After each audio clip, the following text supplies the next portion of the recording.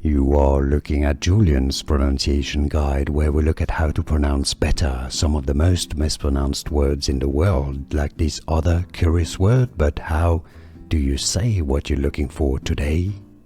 Let's learn once and for all how to pronounce this word from Spanish. And it's the name of a tequila. It's also a word in Spanish meaning a pattern, or also a patron, also a standard, and also in Spanish slang, the boss. Patron, Spanish pronunciation, patron, el patrón. Here are more videos on how to pronounce more confusing words and names too many mispronounced. Like this video if you found it useful. I appreciate your support. I'll see you soon and thanks for watching.